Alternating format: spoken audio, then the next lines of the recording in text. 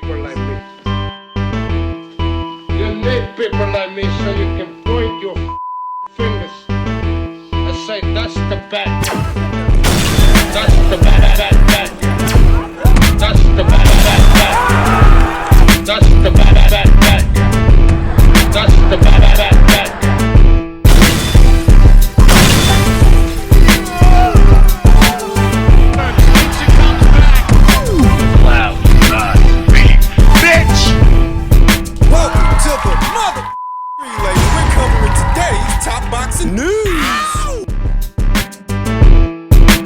Okay, we'll start with this. Reigning WBO welterweight champion Mikaela Mayer took to her social media and said, "Summer unification date was badly fumbled, and not by Team Mikaela, staying ready and waiting for the next one." Now, any unification match happening in the women's welterweight division would have to involve Mikaela and Lauren Price, as there are only two champions in the welterweight division. That has to be who Mikaela's talking about, even if she didn't mention Lauren by name. Now, she says that the unification date was fumbled, and she's pointing the finger at the other team, the other party involved, which would have to be Lauren's team, Lauren Price. Now is a less than ideal time for a top-rank fighter and a BOXXER fighter to try to do a unification match because both promotional outfits are in the market for a new broadcast partner. We know about Top Rank's current situation with ESPN and BOXXER's current situation with Sky. They're not going to renew. You figure that BOXXER and Lauren Price would like to do the fight with Mikaela in their neck of the woods in the United Kingdom, but do they have the capital for that? The money? Without Sky Sports behind them, who's supposed to pay for it? Who's supposed to pay Mikaela Mayer to come over? And the same is true in reverse. Not that Top Rank was going to shell out big cash for Price versus Mayer. I don't think they were going to, but the same rings true. Without a broadcast partner, a new one, at this moment, who's supposed to pay for this fight? On either the Top Rank side or the BOXXER side. It would take outside involvement. For example, if MVP wanted to pay for the show and add it to one of their upcoming cards, it could happen that way, or maybe Turkey LL Sheik. If he were doing a fight in America or the UK, he could theoretically pay for a fight like this and add it to that show. Though, obviously, there are cultural differences between the people in Turkey LL Sheik's region of the world and the people here in the West, to where I don't think he's the biggest supporter of women's boxing. All the same, given the current situation, it would take outside involvement to bring Price versus Mayer together, because BOXXER can't do it right now, and neither can Top Rank. We don't know when we're going to see Mikaela Mayer in the ring again. I think we first have to find out who's going to be Top Rank's broadcast partner moving forward. Will it be an improved situation, improved from their situation on ESPN, or will it be worse? And we can ask those exact same questions about BOXXER. The good people at No Smoke Boxing recently took a look at the books, BOXXER's books, and it's not encouraging, not at all. BOXXER limited financial struggles revealed in latest company accounts. The latest filings for BOXXER Limited have revealed a noticeable downturn in the promotional outfit's financial position, with 2024 unaudited accounts showing a steep slide from modest stability to significant losses. BOXXER Limited sees £2.74 million swing into the red. According to the new data from Companies House, BOXXER Limited reported a sharp fall in net assets from a positive £1 million in 2023 to a negative £1.72 million in the financial year of 2024 and 2025. The near £2.74 million swing is largely tied to a major hit to retained earnings, which dropped from £179,000 to £2.92 million. The numbers suggest a sharp operational loss over the past year, i.e., BOXXER has struggled to turn over a profit from their shows. Cash reserves fell from $2.55 million to $1.82 million. Short-term creditors rose from $2.76 million to $3.2 million. Net current assets dropped from a $1 million surplus to a $660,000 deficit. In addition, long-term debt surged from £114,000 to £1.1 million, an increase of nearly $1 million in non-current borrowings, indicating the business likely had to rely on external funding to plug operational gaps. Perhaps the most concerning part of the filing is the going concern statement. BOXXER notes that its future viability depends on the ongoing support of its creditors. This cautious phrasing hints at underlying uncertainty, suggesting the company may need favorable terms from suppliers and lenders just to stay afloat. Short story, they're not making any money. At this point, they're robbing Peter to pay Paul. Tangible assets contract. BOXXER's tangible asset base also shrank, down from £93,000 to just $55,000, a modest but symbolic sign of a company in contraction.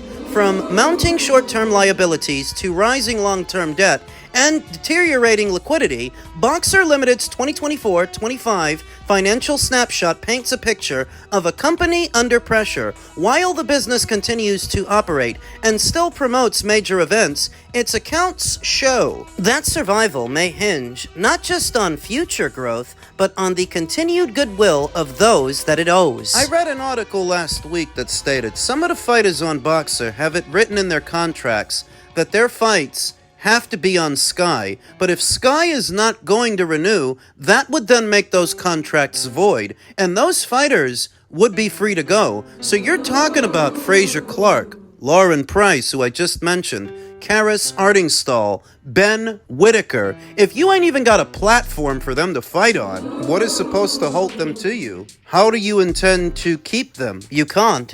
And this is a little different than Top Rank's situation. I'm sure that Top Rank might be in the red right now as well, but not as bad as BOXXER. Not as much. And I can only return to my original point when it comes to BOXXER and the job that Ben Shalom has done so far. I think he was always doomed to fail because he never had the bodies and he never had the ingredients, the depth in his stable to compete with both Matchroom and Queensberry. It was a fledgling outfit with a fledgling stable. It's not as simple as saying that Ben didn't do his job or he did a piss poor job. You're coming into the game, you're the new kid on the block, many of your fighters are not developed. They're not draws yet, and this is what you've got to compete with Eddie, with Frank. It was never going to work. 4 years to try to catch up to those guys? 4 years to compete with them? It's just not enough time. Not enough time, not enough money, not enough fighters. The ray of light is a rumor, an industry rumor, that TNT, formerly known as BT, is still interested in boxing, and BOXXER could theoretically migrate over there. The one is left to wonder, if BOXXER was not enough to keep Sky Sports in boxing, why would they be enough for TNT? They would be intending to fill Queensberry Promotions' shoes that have left TNT for DAZN, but they don't have the depth of stable. They don't have the stable that Queensberry has. So there's still not competition for them. I mean, you're still competing with the same people with the same ingredients. Potential solution. And this is just me. This is just me bouncing ideas around. But alongside BOXXER, Wasserman also does shows in the United Kingdom. Wasserman that's been staging their fights on the terrestrial network Channel 5.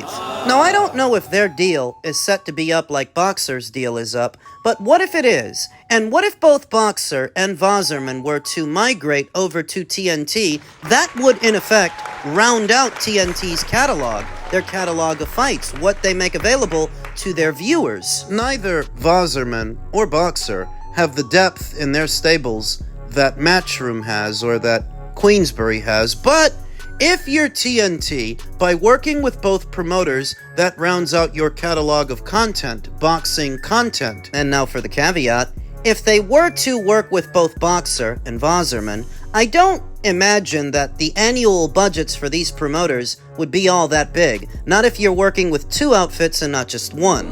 The boxing budget in a scenario like that one would not be robust, but it's not like BOXXER's got a whole lot of options now, do they? To my knowledge, Wasserman is not in the same compromising position as BOXXER. I don't know that their broadcast deal with Channel 5 is set to expire in the not-so-distant future. I only brought them up in theory, in passing. Back over to BOXXER.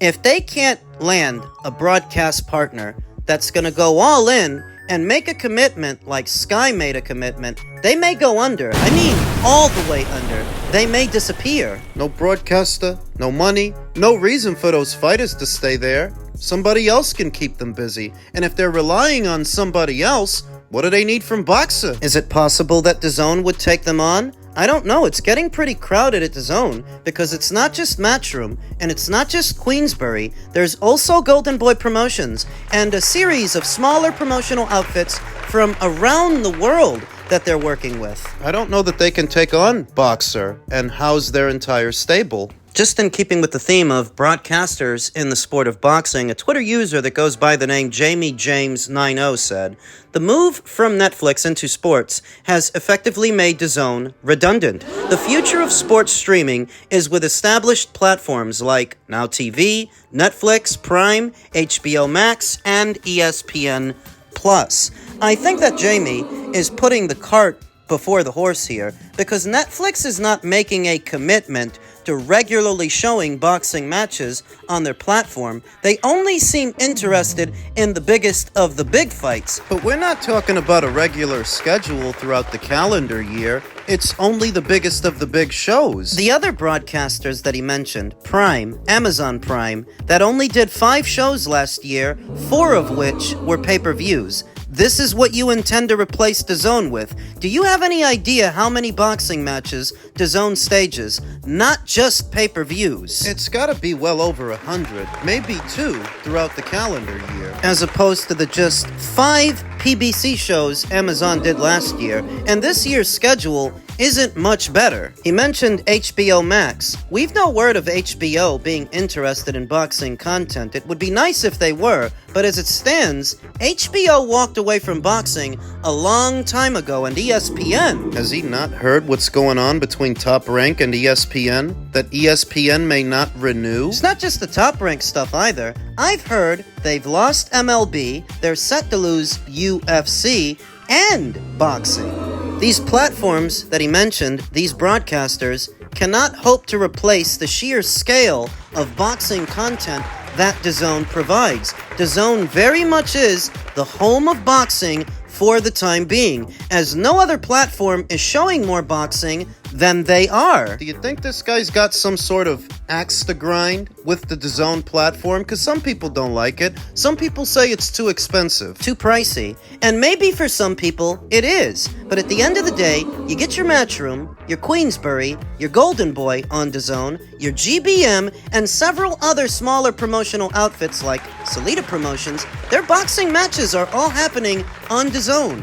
OTX. Right now, no other broadcaster is showing more boxing than DAZN. So Netflix and their fleeting interest in live sport is not yet a replacement for DAZN. And we don't know that it's going to be, because I reiterate, they only seem interested in the biggest of the big events until they go all in with a promoter like a Top Rank, for example, or a BOXXER. Not replacing anything. Just look at the 1 or 2 boxing matches they've decided to pick up.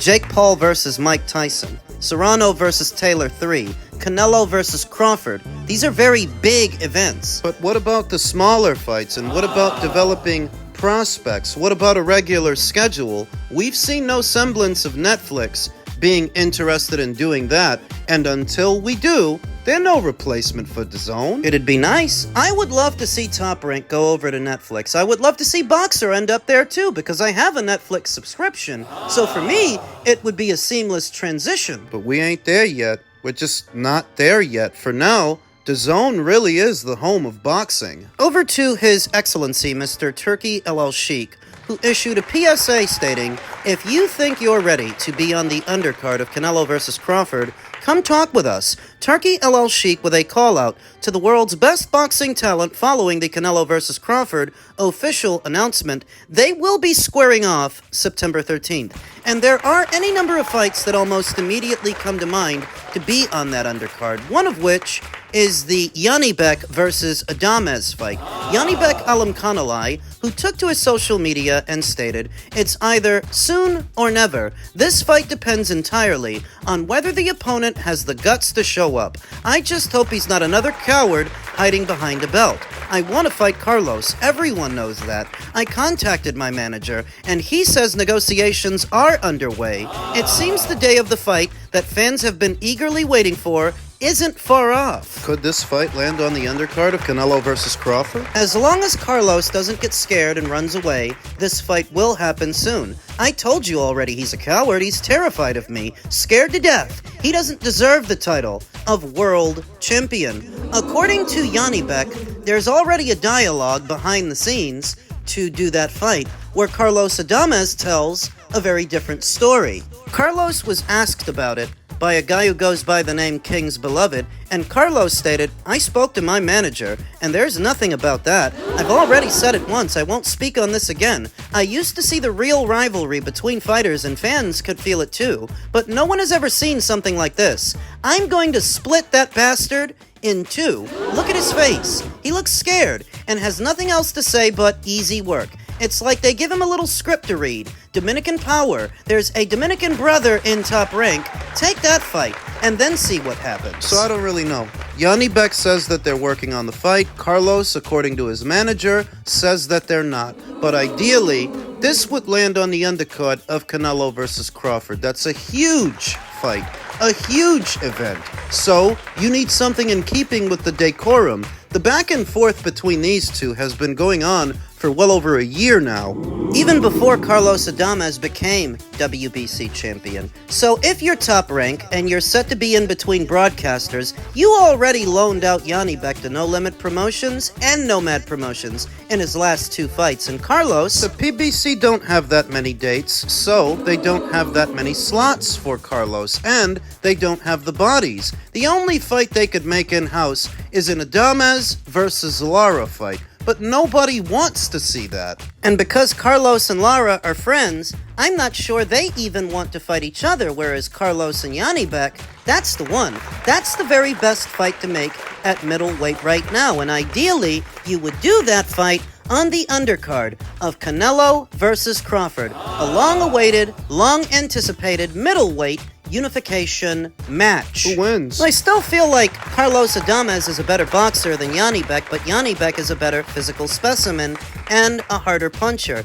So, if they were to fight in September, I would go with Janibek and Janibek by way of knockout. But Carlos, he could always surprise me. Either way, it's a fight that needs to happen. If what Turkey is doing now is fielding requests and taking suggestions, that's mine. Janibek versus Adamez. Whatever money you were set to waste on Teofimo Lopez and Ryan Garcia, dedicate that money to these guys. As neither Janibek or Carlos are as troubled, tumultuous, and egotistical as a Teofimo Lopez. They're nowhere near as hard to work with, and they won't cost you as much money. It won't cost you as much to put these two guys in the ring with each other as what it would have costed you to get Lopez in the ring and Ryan. Spend that money on these guys.